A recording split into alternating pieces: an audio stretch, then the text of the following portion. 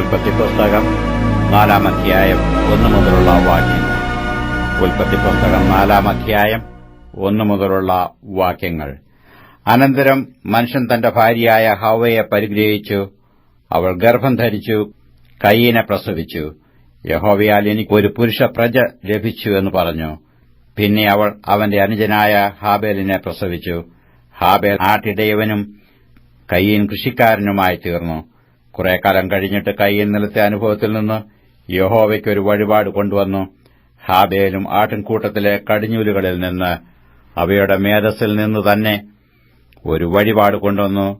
യഹോവ ഹാബേലിലും അവന്റെ വഴിപാടിലും പ്രസാദിച്ചു, കയീനിലും അവന്റെ വഴിപാടിലും പ്രസാദിച്ചില്ല. കയീന് ഏറ്റവും കോപമുണ്ടായി, അവന്റെ മുഖം വാടി. എന്നാൽ യഹോവ കയീനോട്, നീ കോപിക്കുന്നത് എന്തിന്? നിന്റെ മുഖം വാടുന്നത് എന്ത്? നീ നന്മ ചെയ്യുന്നുവെങ്കിൽ പ്രസാദമുണ്ടാകയില്ലയോ? നീ നന്മ ചെയ്യുന്നില്ലെങ്കിലോ? പാപം വാതിൽക്കൽ കിടക്കുന്നു, അതിന്റെ ആഗ്രഹം നിങ്ങളിലേക്കാകുന്നു, നീയോ അതിനെ കീഴടക്കണം എന്ന് കൽപ്പിച്ചു. എന്നാറെ കയീൻ തന്റെ അനുജനായ ഹാബേലിനോട്, നാം വയലിലേക്ക് പോക എന്ന് പറഞ്ഞു. അവർ വയലിലിരിക്കുമ്പോൾ കയീൻ തന്റെ അനുജനായ ഹാബേലിനോട് കയർത്തു അവനെ കൊന്നു. പിന്നെ യഹോവ കയീനോട്, നിന്റെ അനുജനായ ഹാബേൽ എവിടെയെന്ന് ചോദിച്ചതിന്, ഞാൻ അറിയുന്നില്ല, ഞാൻ എന്റെ അനുജന്റെ കാവൽക്കാരനോ എന്നു അവൻ പറഞ്ഞു. അതിനു അവൻ അരുളിച്ചെയ്തത്, നീ എന്തു ചെയ്തു? നിന്റെ അനുജന്റെ രക്തത്തിന്റെ ശബ്ദം ഭൂമിയിൽ നിന്ന് എന്നോട് നിലവിളിക്കുന്നു. ഇപ്പോൾ നിന്റെ അനുജന്റെ രക്തം നിന്റെ കൈയിൽ നിന്ന് ഏറ്റുകൊള്ളുവാൻ വായ് തുറന്ന ദേശം നീ വിട്ട് ശാപഗ്രസ്തനായി പോകണം.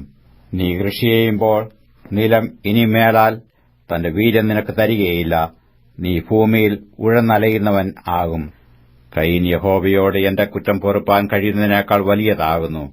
ഇതാ, നീ ഇന്ന് എന്നെ ആട്ടിക്കളയുന്നു. ഞാൻ തിരുസന്നിധി വിട്ട് ഒളിച്ചു ഭൂമിയിൽ ഉഴലുന്നവനാകും.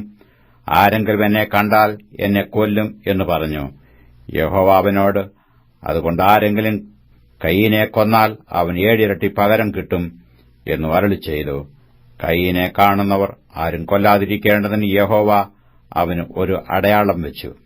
അങ്ങനെ കയീൻ യഹോവയുടെ സന്നിധിയിൽ നിന്ന് പുറപ്പെട്ടു ഏദേന് കിഴക്ക് നോദ് ദേശത്ത് ചെന്നു പാർത്തു. കയീൻ തന്റെ ഭാര്യയെ പരിഗ്രഹിച്ചു. അവൾ ഗർഭം ധരിച്ചു, ഹാനോക്കിനെ പ്രസവിച്ചു. അവൻ ഒരു പട്ടണം പണിതു ഹാനോക്ക് എന്ന് തന്റെ മകന്റെ പേരിട്ടു. ഹാനോക്കിന് ഈരാദ് ജനിച്ചു. ഈരാദ് മെഹൂയേലിനെ ജനിപ്പിച്ചു. മെഹൂയേൽ മെതുശയേലിനെ ജനിപ്പിച്ചു. മെതുശയേൽ ലാമാക്കിനെ ജനിപ്പിച്ചു. ലാമാക്ക് 2 ഭാര്യമാരെ എടുത്തു. ഒരുത്തിക്ക് ആദാ എന്നും മറ്റവൾക്ക് സില്ല എന്നും പേർ. ആദാ യാബേലിനെ പ്രസവിച്ചു. അവൻ കൂടാരവാസികൾക്കും പശുപാലകന്മാർക്കും പിതാവായി തീർന്നു. അവന്റെ സഹോദരന് യൂബാൽ എന്നു പേർ. ഇവൻ കിന്നരവും വേണുവും പ്രയോഗിക്കുന്ന എല്ലാവർക്കും പിതാവായി തീർന്നു. സില്ല തൂബൽ കയീനെ പ്രസവിച്ചു.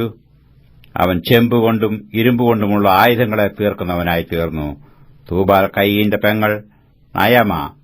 ലാമാക്ക് തന്റെ ഭാര്യമാരോട് പറഞ്ഞത്, ആദയും സില്ലയും ആയുള്ളവരെ എന്റെ വാക്ക് കേൾപ്പീൻ. ലാമേക്കിന് ഭാര്യമാരെ എന്റെ വചനത്തിന് ചെവി തരുവീൻ. എന്റെ മുറിവിന് പകരം ഞാൻ ഒരു പുരുഷനെയും എന്റെ പരിക്കിന് പകരം ഒരു യുവാവിനെയും കൊല്ലും. കയീനു വേണ്ടി 7 ഇരട്ടി പകരം ചെയ്യുമെങ്കിൽ ലാമക്കിനു വേണ്ടി 77 ഇരട്ടി പകരം ചെയ്യും. ആദാം തന്റെ ഭാര്യയെ പിന്നെയും പരിഗ്രഹിച്ചു. അവൾ ഒരു മകനെ പ്രസവിച്ചു. കയീൻ കൊന്ന ഹാബേലിന് പകരം ദൈവം എനിക്ക് മറ്റൊരു സന്തതിയെ തന്നു എന്ന് പറഞ്ഞു അവന് ശേത്ത് എന്ന് പേരിട്ടു. ശേത്തിനും ഒരു മകൻ ജനിച്ചു. അവന് എനോശ് എന്ന് പേരിട്ടു. ആ കാലത്ത് യഹോവയുടെ നാമത്തിലുള്ള ആരാധന തുടങ്ങി.